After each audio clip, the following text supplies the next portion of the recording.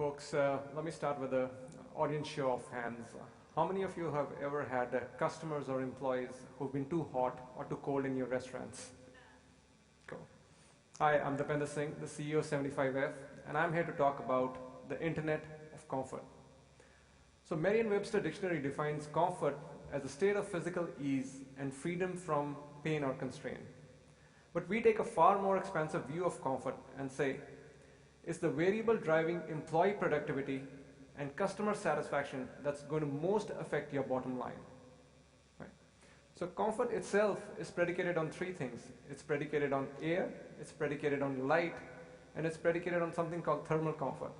And I'm going to talk about thermal comfort because that's the most important. It drives up to 40% of the energy within a typical building. In a study by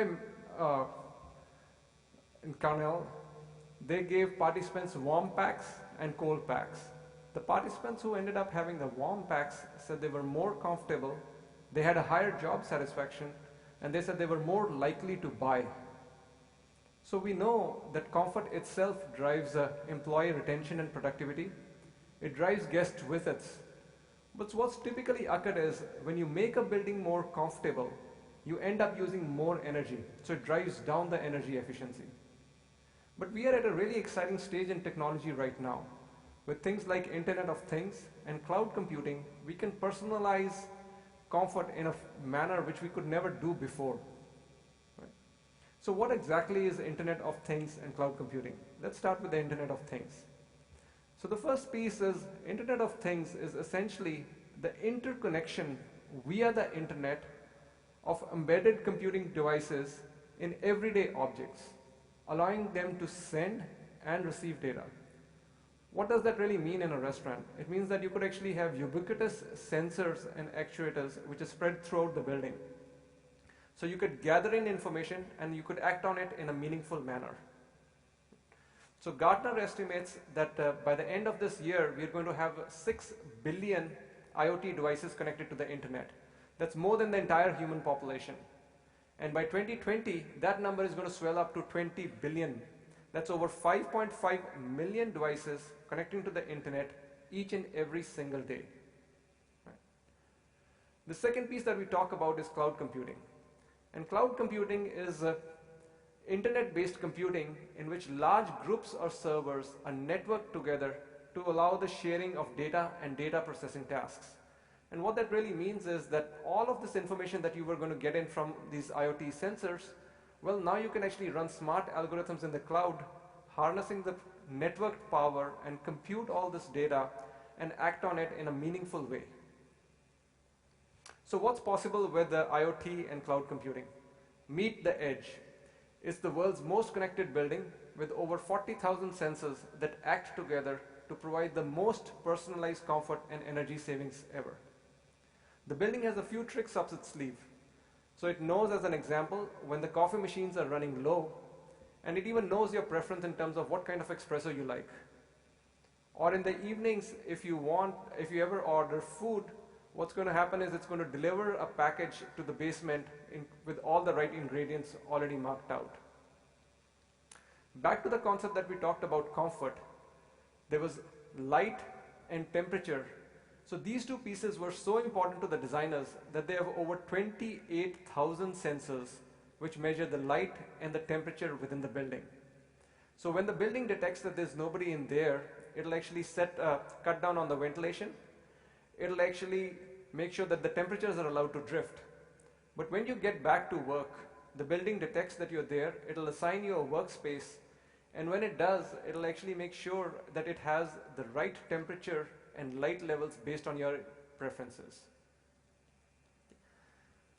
With the Internet of Things, HVAC technology, and cloud computing, we are in a very exciting stage. So what we can do is we can always, what was not possible before is we can implement what's called continuous commissioning. Right? A building itself, if you think about it, is a dynamic entity.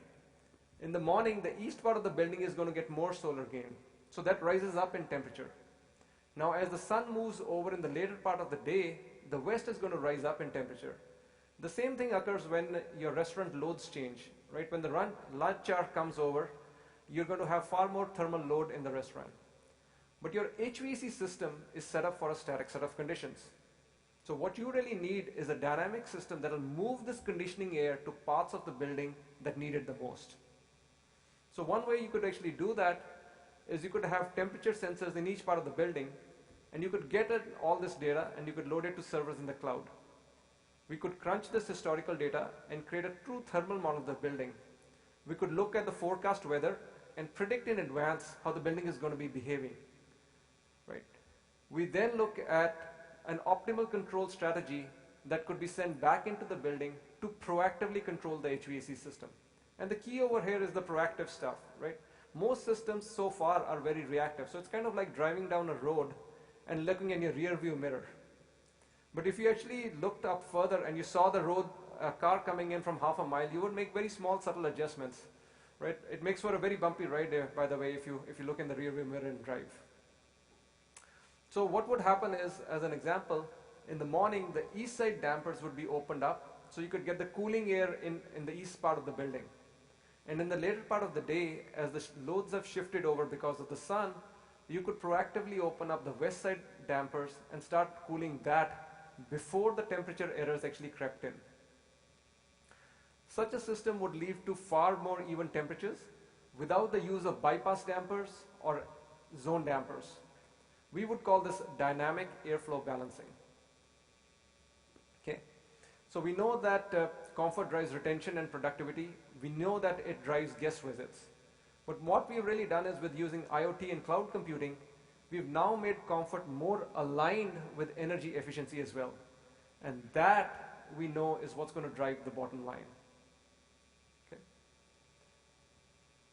So what's possible is we can use the same algorithms in restaurants for other applications.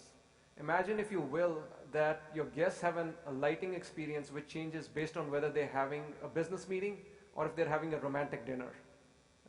The other issue is that you could actually monitor fume hood sensors, and you could control the amount of makeup air that you're getting in based on the load in the restaurant. Or you could monitor the CO2 level and get in air based on what the CO2 levels are, so it's optimal indoor quality for your guests and employees. Or you could do peak demand limiting so that you don't exceed a certain threshold, and you could make sure that you don't have peaky energy usage. When it comes to comfort and energy efficiency, with IoT and cloud computing, restaurants can think big, right? So the question is, which of you is going to be the edge of restaurants? Because at 75F, we believe saving energy never felt better. Thank you.